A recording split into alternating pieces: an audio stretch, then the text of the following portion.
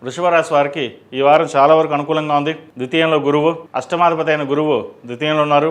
లాభాధిపతి అయిన గురువు ద్వితీయంలో ఉన్నారు. దూర ప్రాంత ప్రయాణాలు కలిసి వస్తుంది. వ్యాపారం సొంతంగా చేయాలనుకునే వారికి కాస్త నిదానంగా ముందుకు వెళ్ళడం చెప్పదగినది. ఏదైనా సరే సొంత వ్యాపారాలు చేసుకోవడం మంచిది.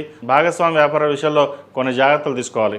ఒక భాగస్వామి వ్యాపారాలు చేయదలుచుకుంటే ఇద్దరు జాతకాలు పరిశీలన చేసుకుని అవసరమైతే బాగుంటేనే ముందుకు వెళ్ళండి, లేకపోతే ఇబ్బందికరంగా ఉంటుంది. వివాహాది శుభకార్యాల విషయాలు ఘనంగా నిర్వహిస్తారు. వివాహం కాని వారికి మంచి సంబంధం కుదురుతుంది. సంతానం సంబంధించిన విషయ వ్యవహారాలు సానుకూలపడుతుంది. భాగ్యాధిపతి దశమాధిపతి అయిన శని లాభస్థానంలో ఉన్నారు, కొంతవరకు బాగుంది. అయితే వృత్తిరీత్యా దశమ స్థానంలో రాహు అంత అనుకూలంగా లేదు. ఏదైనా ఒక స్థిరమైన నిర్ణయం తీసుకుని ముందుకు వెళ్ళాలి, లేకపోతే ఉద్యోగంలో స్థాన మార్పు కానీ ఉద్యోగ వ్యవహారాల్లో అధికారులతో ఇబ్బందులు ఉండే అవకాశం గోచరిస్తోంది. అదేవిధంగా ప్రభుత్వం సంబంధించిన ఉద్యోగస్తులకు కాస్త అనుకూలంగా ఉందని చెప్పొచ్చు. ప్రమోషన్ కానీ ట్రాన్స్ఫర్ కానీ ఉండే అవకాశాలు చక్కగా ఉన్నాయి. ఏదేమైనా సరే మీరు తీసుకునే నిర్ణయాలు బట్టి ఈ వారం కొన్ని శుభకరమైన అంశాల మీద ముడిపడి ఉంటాయి. మనం చేసే కష్టం ఫలితం ఏదైతే ఉందో ఆ భగవంతుడు లేదు. మీరు చేసే ప్రయత్నాలు ఏవైతే ఉన్నాయో అవి సఫలీకృతం అవడానికి కోసం చేసే ప్రయత్నాలు ఏవైతే ఉన్నాయో అది సఫలీకృతం అవుతుంది. కష్టాన్ని తగిన ప్రతిఫలం లభిస్తుంది. భూ సంబంధించిన విషయవహారాలు, గృహ సంబంధించిన విషయవహారాలు సానుకూలంగా ఉంటుంది.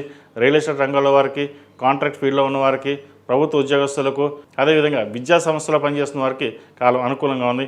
విద్యార్థులకు కాస్త గడ్డుకోవాలని చెప్పచ్చు. చదువు మీద శ్రద్ధ వహించాలి. దుర్వ్యసనానికి దూరంగా ఉండడం, సోషల్ మీడియాకి దూరంగా ఉండడం చెప్పదగిన సూచన.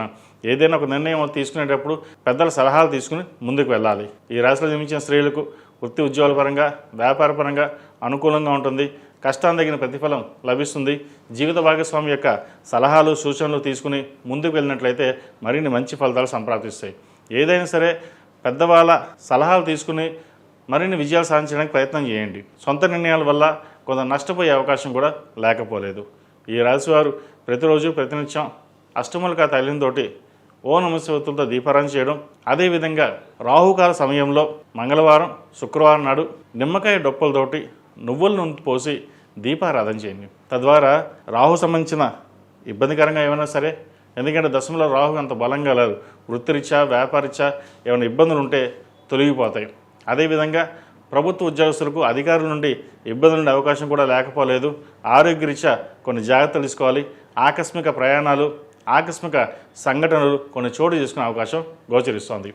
ఈ రాశిలో జన్మించిన వారికి కలిసి వచ్చే సంఖ్య 2, కలిసి వచ్చే రంగు తెలుపు. ఏదైనా పని మీద బయటకు సోమవారం కానీ శుక్రవారానికి వెళ్ళండి, మంచి ఫలితాలు సంప్రాప్తిస్తాయి.